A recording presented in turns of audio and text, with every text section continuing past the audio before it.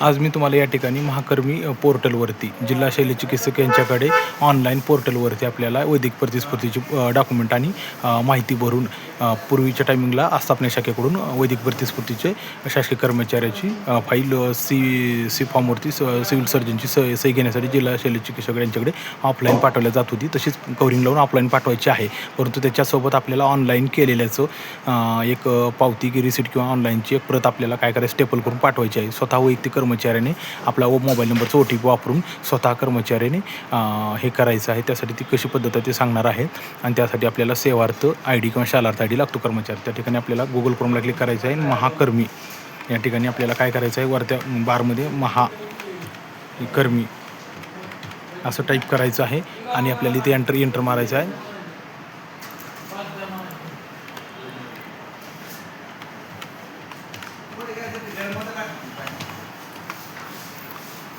आणि या ठिकाणी एंटर मारल्यानंतर आपल्याला या ठिकाणी लोगो आयकॉन महाकर्मी महाराष्ट्र कर्मचारी रुग्णमित्र याला क्लिक करायचं आहे. या वेबसाईटला या ठिकाणी तुम्ही पाहू शकता कार्यालयीन लॉगिन आहे आणि अर्जदार लॉगिन आहे. अर्जदार लॉगिनला क्लिक करायचं आहे आणि या ठिकाणी आपल्याला नवीन नोंदणी करण्यासाठी या ठिकाणी क्लिक करायचं आहे. मिनिमाइज करायचं आहे.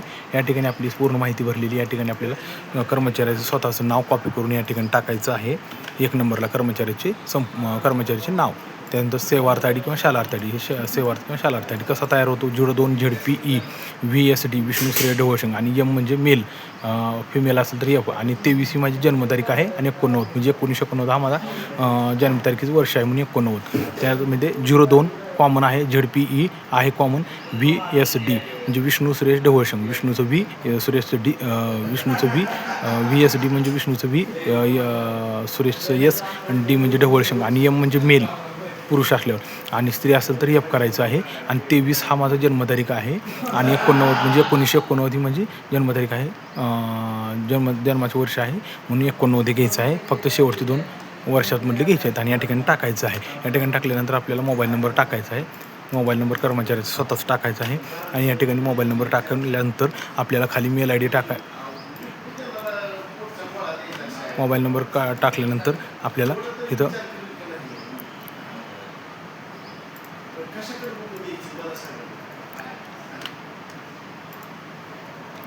मोबाईल नंबर टाकल्यानंतर आपल्याला इथं मेल ID टाकायचा आहे. या ठिकाणी मेल ID टाकायचं आहे. त्यानंतर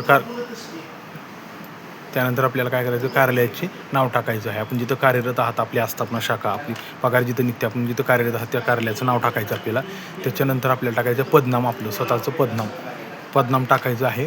या ठिकाणी पदनाम टाकल्यानंतर आपल्याला या ठिकाणी काय करायचं, कॅप्चा टाकायचं आहे. कॅप्चामध्ये काय दिलेलं आहे त्या पद्धतीनं टाकायचं आहे. कॅपिटलमध्ये K आहे, परत NI स्मॉलमध्ये, त्याच्यानंतर कॅपिटलमध्ये K आहे, त्यानंतर F आहे स्मॉलमध्ये, त्यानंतर C आहे कॅपिटलमध्ये आणि S आहे कॅपिटलमध्ये आणि सबमिट करायचं आहे. या ठिकाणी अशी माहिती भरायची आपल्याला पूर्ण. इथं कर्मचारीचे पूर्ण नाव भरायचं आहे, सेवार्थ किंवा शालार्थ क्रमांक टाकायचा आहे, मोबाईल नंबर टाकायचा, OTP द्वारे पडताळणी करून लॉग इन करण्यासाठी मेल ID टाकायचा आहे, कर्मचाऱ्याचं कार्यालयाचे नाव टाकायचं आहे, पदनाम टाकायचं, इथं कार्यरत आहे तिथं. ही कशासाठी नोंदणी आहे, आपल्याला वैद्यकीय प्रतिस्पर्धीची फाईल जिल्हा शल्यचिकित्सकांच्याकडे ऑनलाईन करण्यासाठीची डॉक्युमेंट आणि इन्फॉर्मेशन लोड करण्यासाठीची.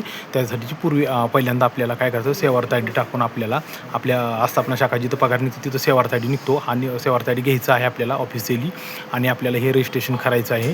नवीन नोंदणी करायची आहे सगळ्यात पहिल्यांदा कर्मचाऱ्यांना आणि त्यानंतर स्वतःची वैयक्तिक वैद्यकीय प्रतिस्पर्धीची फाईल ज्या आस्थापना शाखेने कव्हर लावून C फॉर्मवरती सिव्हिल सर्जनच्या स्वाक्षरीला जाण्याच्या पूर्वी आपल्याला ह्या ठिकाणी हे रजिस्ट्रेशन करून आपले युजर सबमिट म्हणायचं आहे. इनव्हॅलिड या ठिकाणी भरायचं आहे आणि सक्सेसफुली येतं.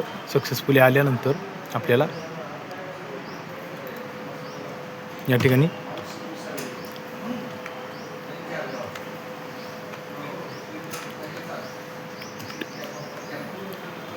हे टाकायचं आणि सबमिट बनायचं आहे. या ठिकाणी रेकॉर्ड सक्सेसफुली सेव्ह असं म्हणत आहे.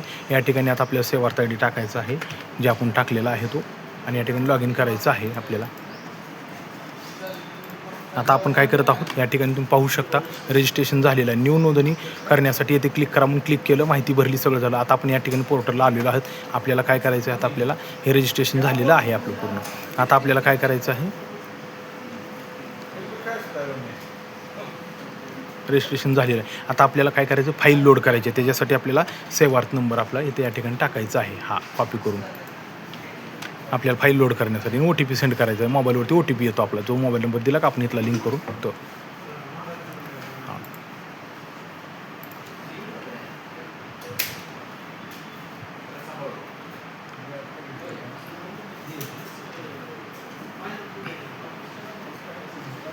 OTP या ठिकाणी आलेला आहे 936587 आणि हा OTP टाकून इथं व्हेरीफाय करायचं आहे आणि हे ओपन करायचं.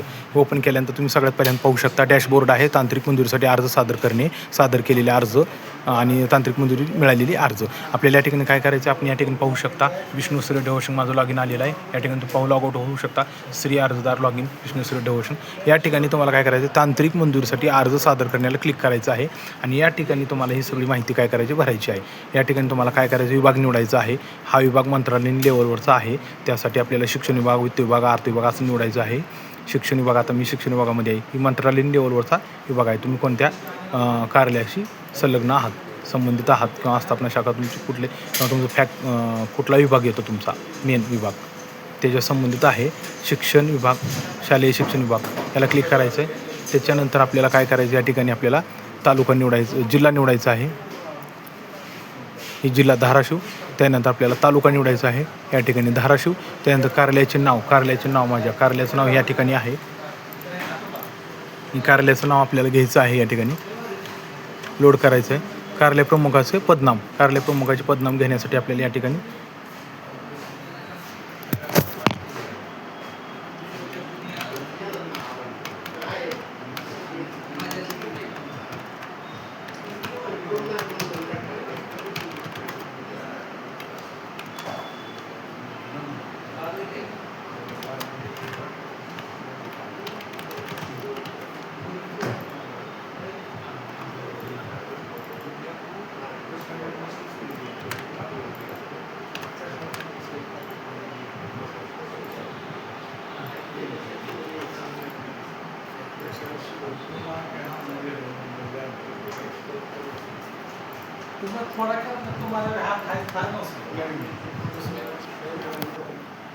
या ठिकाणी आपल्याला काय करायचं आहे की कार्यालय प्रमुखाचे पदनाम, कार्यालय प्रमुखाचे पदनाम काय आहे या ठिकाणी ते घ्यायचं आहे आपल्याला.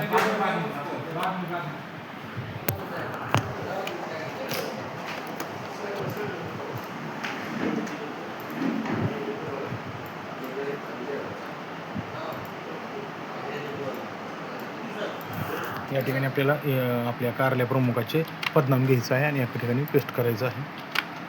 या ठिकाणी आपल्याला खाली यायचं आहे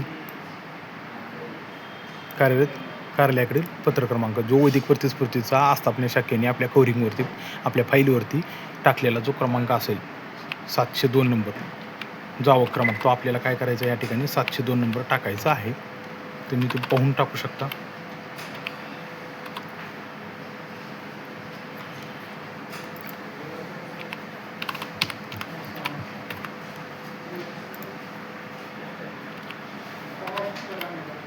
हे 702 टाकायचं आहे. कार्यरत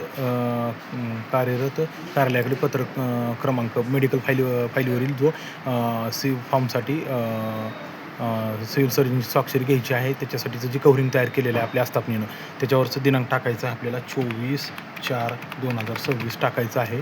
त्या खाली आपल्याला बाह्य रुग्ण आहे का आंतररुग्ण आहे या फाईलीवरती बघून आपल्याला क्लिक करायचं आहे. कर्मचाऱ्याला स्वतः आंतररुग्ण करायचं आहे. या ठिकाणी तांत्रिक मंजुरीसाठी बिल कोणाकडे पाठवायचे आहे ते करायचं, जिल्हा शल्य चिकित्सक यांच्याकडे. त्यानंतर स्वतः असेल तर स्वतः करायचं आहे. वैदिक प्रतिस्फूर्तीचे बिल कोणाचे आहे किंवा कुटुंबाचे असेल तर कुटुंबाचं करायचं आहे. त्या ठिकाणी नातं निवडायचं आहे. रुग्णाचे नाव निवडायचे आहे. समजा मी स्वतः असेल तर स्वतः, या ठिकाणी माझं स्वतःचं नाव घ्यायचं आहे. या ठिकाणी कॉपी करून या ठिकाणी टाकायचं आहे.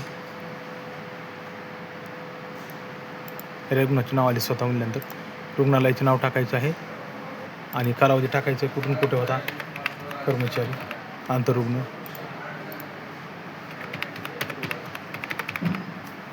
हे टाकायचं आहे या ठिकाणी.